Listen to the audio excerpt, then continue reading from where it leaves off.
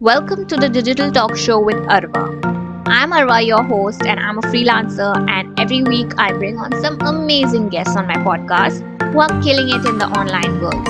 We bring on guests who have started their journey as a beginner and are now making some big cash months through freelancing, blogging, or any other online sources. Hey everybody, welcome to the Digital Talk Show with Arwa. Today we have a very special guest who is an expert blogger. She's an MBA turned six-figure digital entrepreneur. Shruti, she left her former career in India leading a multi-million dollar tech startup to start over again in Germany. So welcome Shruti to the show and tell us about yourself. Hi, everyone. Thank you so much for having me here. I'm super excited to be here. So I'm Shruti, and I moved to Germany about 6 years ago, and that's what started my online journey. So at first, I was just kind of blogging for fun, and fast forward to now, I'm doing this full time. I set up my business abroad, and it wasn't easy. There were lots of different challenges that I had to go through that I would love to share with everyone. But I'm really happy that I kind of, chose this path. And so right now, I'm currently a full-time blogger. I'm also a YouTuber, and I have primarily a digital products business where I sell things like templates, online courses, workshops, and essentially everything that you can consume digitally online related to social media and content marketing. That's awesome. So, like I was scrolling through your Instagram, I saw like you teach people how to blog. So, how has your journey been from like to a six-figure blogger? How has that been? It hasn't been linear, I'll tell you that. So it wasn't that I just started, and just kept growing consistently. I had a lot of shifts and a lot of pivots. So the first blog that I started was actually a lifestyle, like expat blog, because I wanted to share my journey with my friends back home in India about, how it was to live in Germany, the food, the culture, and all of these things. And that's where it kind of started. But I think at the beginning, it was more like an online diary. So I wasn't really thinking about the business side of it.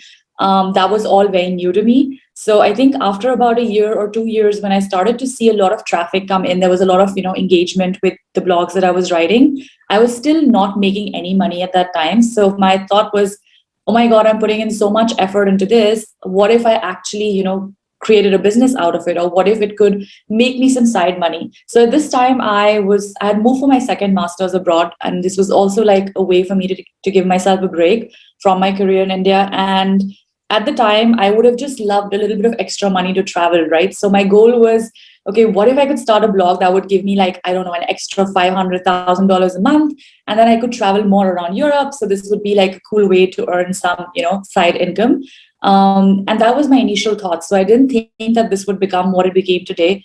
And keeping that in mind, I did some research and I started my second blog, which was Indian Girling. And that's what I started in 2018. This was going to be a travel and a lifestyle blog, predominantly about travel. And I think in the first 6 months, I did not see a lot of growth, but I kept testing. I kept investing in myself, figuring out, whatever money I could save up, I would invest in my blog, in tools, courses, and stuff. And I think the first 6 months were a bit rough, but once I got monetized, so I basically partnered up with a brand called MediaWine, which runs ads on your website. And I started to see income come in. So at first it was like $100, $200 a month. But fast forward to a year, it started to be like more like $1,000, $2,000 a month. And this was only one revenue stream, right? So that's where the light bulb really went off for me. And I was like, oh my God, there's so much potential in this, industry. And then a strange turn of events kind of led me to do this full time. So while I was still having this travel blog, I had started and picked up a new job because, as an immigrant in Germany, it's really hard to start up your business when you don't have a network, when you don't have any idea of how the laws and the regulations work.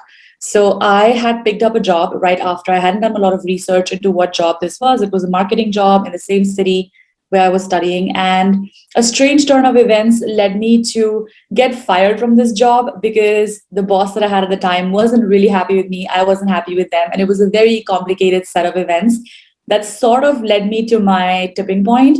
And at that point, my blog was probably generating like, I think $1,000 a month. So it wasn't a lot, it wasn't like, because I live in Germany, it's not a lot of money to live on. But I already thought, okay, this is now my chance to either really go in all in on this and experiment with this, or I look for another job and I'm going to, try to see what I can do. But because of the way that things were happening, I knew that I would be happier having my own business. And I'm someone who really thrives from also educating people and telling them how they can do this for themselves. So I wanted to kind of give myself that opportunity to see how I could work towards financial freedom, how I could work towards not having to work 40 hours a week to make someone else rich. Like, I have no qualms about it. If people love doing that, they absolutely should. But that wasn't just me, right? So I wanted that elusive laptop lifestyle. I wanted that, dream where I could work from wherever I want and all of that. And I know it sounds amazing when you see it on social media, but there's a lot of work that goes behind it. So I went all in, and then the pandemic hit. So I was starting my business, going full time right when the pandemic hit. My travel blogs revenue went to almost zero because nobody was traveling at the time. And that's when I decided to start my digital marketing business, which is right now my primary business. This is where I sell online courses, products. I also have other revenue streams. So I have the blog called Digital Empires. And basically, right now, I manage both of these blogs. So I have the Indian Girling, which is my lifestyle blog, which is now picking back up speed again since COVID. And we have Digital Empires now. And at the beginning, it was quite slow, but it's been pretty amazing in the last few years. And now we are a six-figure business in just less than 3 years. So that's really awesome. And yeah, that's pretty much how it went from, zero to where I am now. That's an amazing journey. So I can relate to it because even I left my 9 to 5 job and then started hustling online. So I can totally relate to that thing. So like you said, like you were earning $1,000 from your blog when you got fired. So like how did you deal with the motivation aspect that you got from that? Like it is very tempting to, take another job because you don't have that much of Yeah. income at that time. So Yeah. how did you deal with that? Yep. So I am a really intuitive person. It's my intuition that kind of led me. So I'd been in Europe before while I was on exchange. So I did my MBA from IIM Bangalore, and we had an exchange program. So I was in Poland at the time, and I traveled a bit around Europe. So I knew that deep within my heart, I wanted to, experience life abroad once again. And that's what made me move here. And so when all these events were happening to me, I took them as a sign. And I was like, maybe this is a sign from the universe telling me, Shruti, this is your moment. You have to go all in. You got to give it a shot.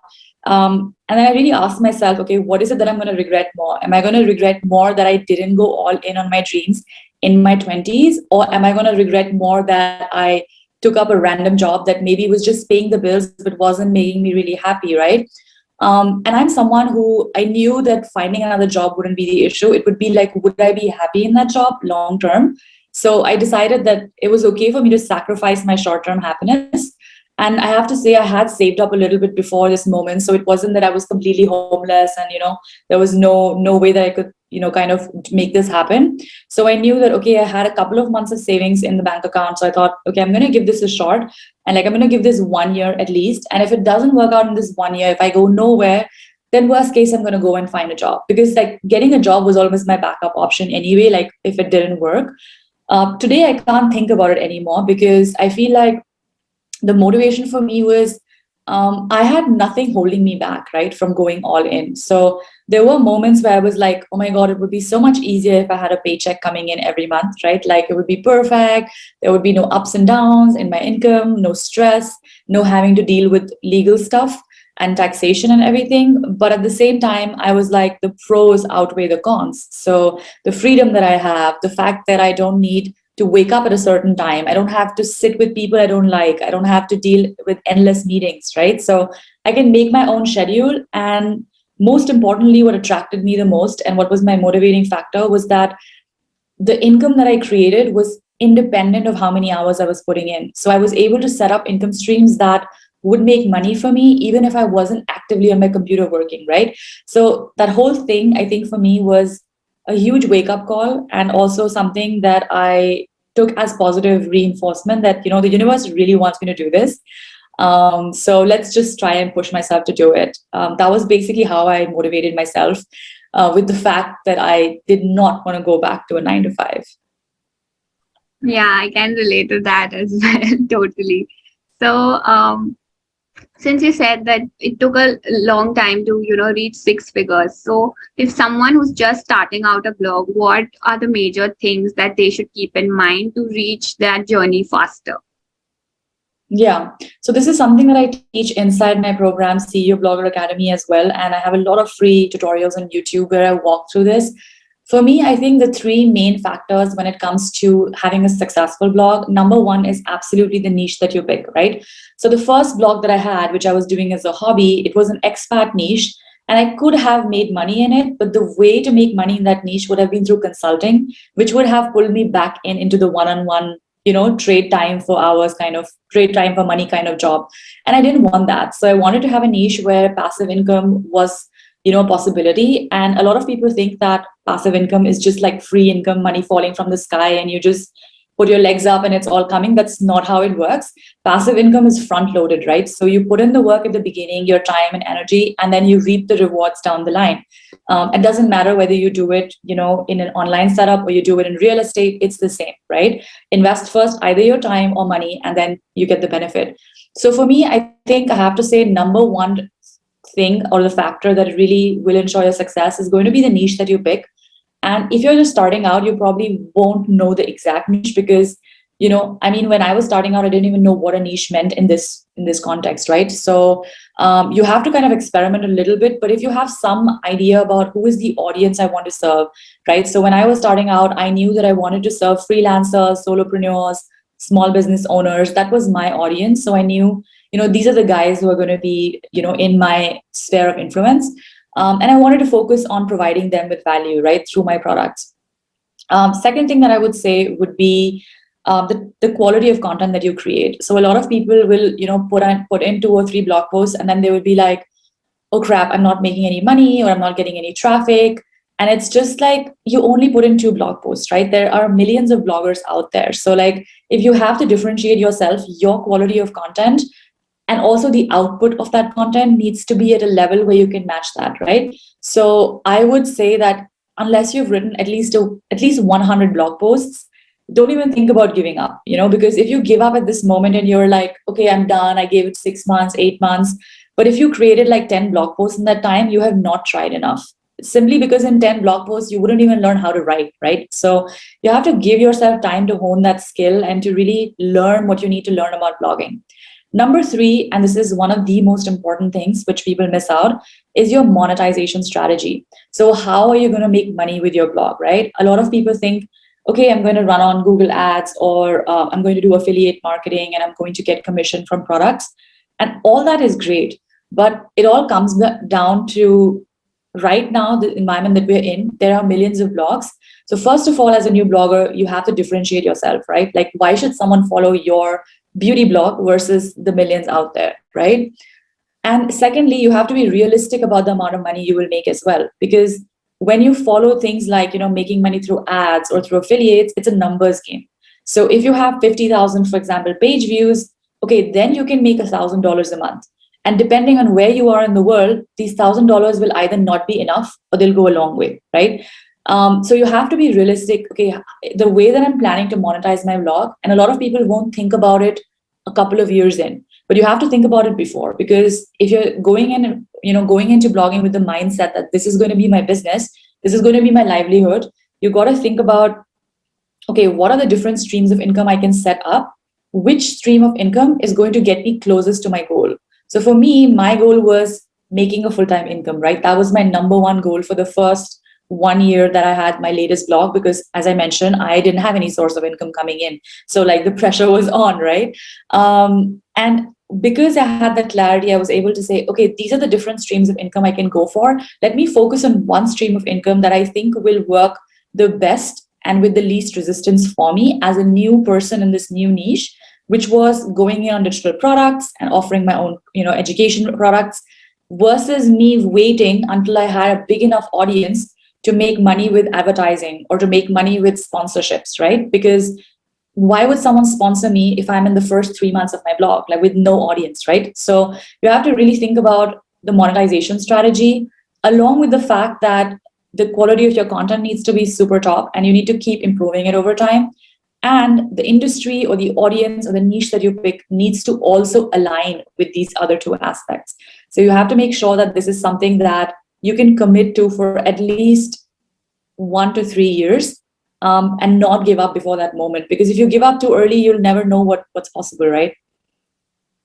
That's pretty Absolutely. much it when it comes to So the you success talked you factors. talked about the traffic aspect. So I want to explore more on that topic where I know that you are on social media right now, that you have very good standing on YouTube, on Instagram, on TikTok. So for someone just starting out, how which platforms should they focus on to get major traffic on their blog? Yep. So I always recommend the number one way to drive traffic from your blog has to be Pinterest. And again, this is going to depend a lot on where your audience is. So if your audience is in any of the countries where Pinterest is active, there is no faster way to get traffic to your blog than Pinterest.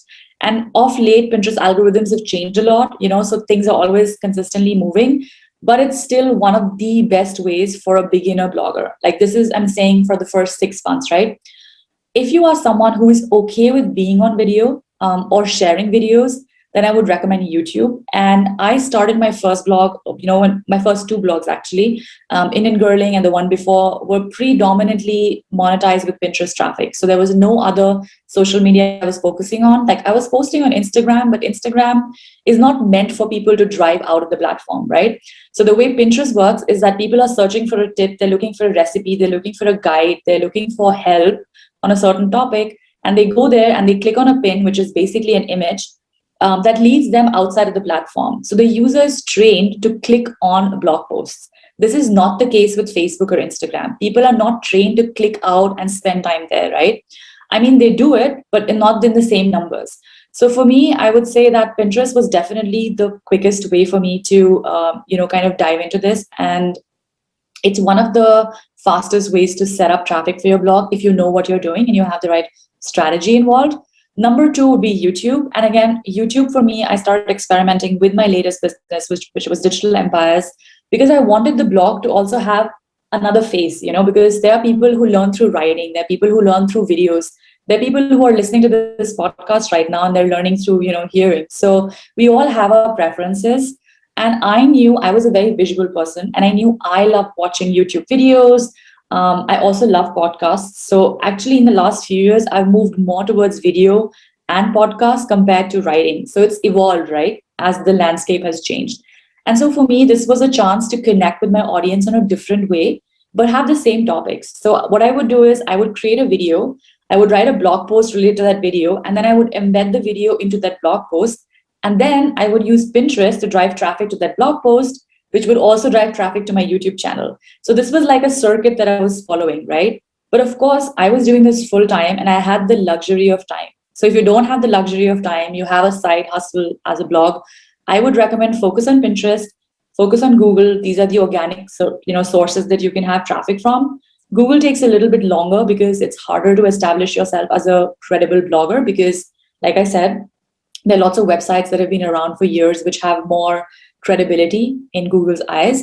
But Pinterest is absolutely one of the fastest and best ways to get started. Okay, awesome. So even I feel like Pinterest is way, way better than Instagram in terms of getting organic traffic. So yeah. And like Absolutely. what are the favorite tools that you use in your business?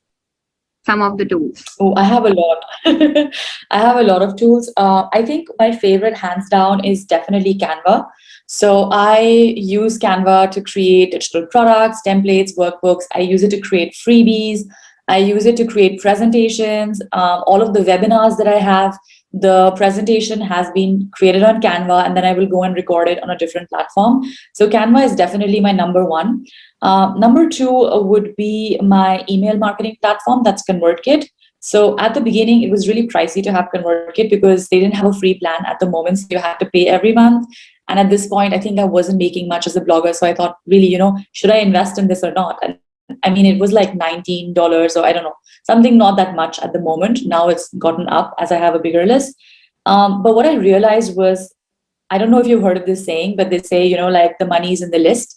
Like it's really true.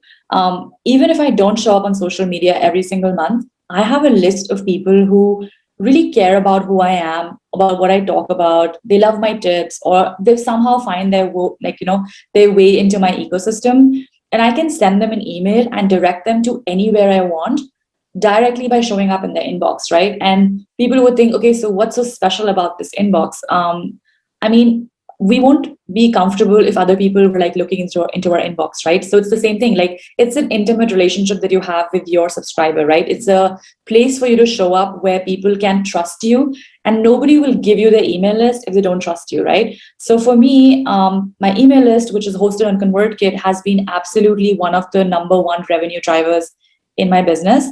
And ConvertKit was made for bloggers and creators, in keeping them in mind. So it's been a really, really easy tool for me to use.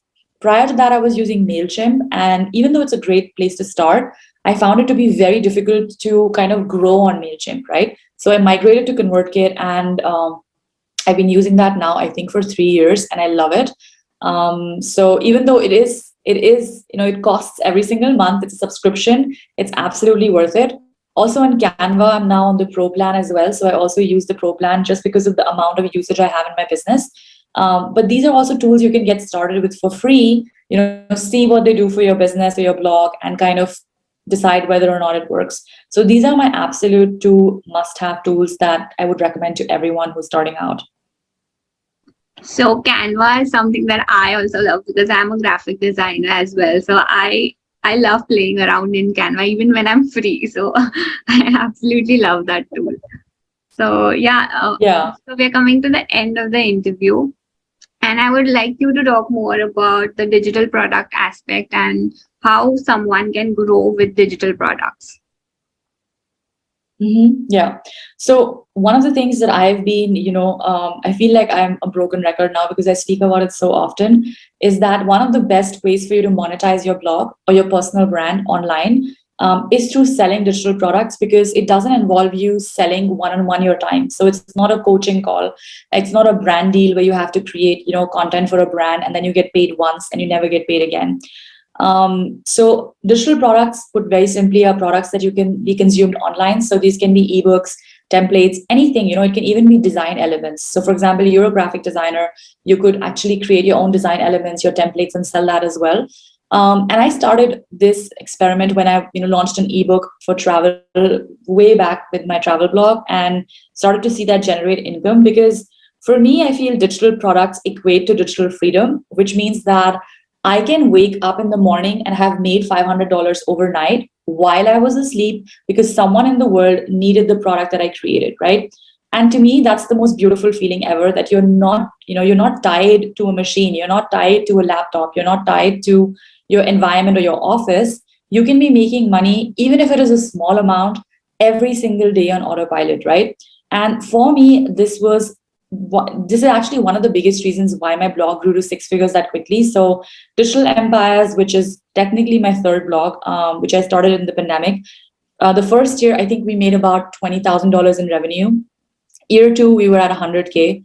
Year three, we are going to double that. So none of this would have been possible if we did not have a series of digital products to be monetized with, because of the compounding effect, right? Like, if one person is buying a $20 ebook from you today, and only one person buys this every single day, right? That's $600 that you're creating every single month. And $600 to create the same amount with, let's say, for example, advertising as a blogger would require you to have 30 to 40,000 eyeballs coming in from high income countries with the right monetization partner and with the right niche, with the right content. So there are lots of ifs and buts that depend on other people, right? So for me, digital products definitely are one of the best ways to monetize your audience, your following. And specifically, if you're a blogger, you have such a big advantage because people already consider you as an authority in certain niches, right? So if you're, let's say, a fashion blogger, people already look up to you, right? So creating a product that is solving a specific problem for your audience, and charging money for it, for me, is one of the best ways to monetize your know-how without having to work each time for it, right? So currently, we have just launched Digital Product Academy, which is our crash course into selling and creating digital products. And I also have a free checklist that people can download. Maybe you can talk more about where it's going to be and where they can find it. And that kind of walks people through this process, because I know to someone who is new in this world, they wouldn't understand what this is.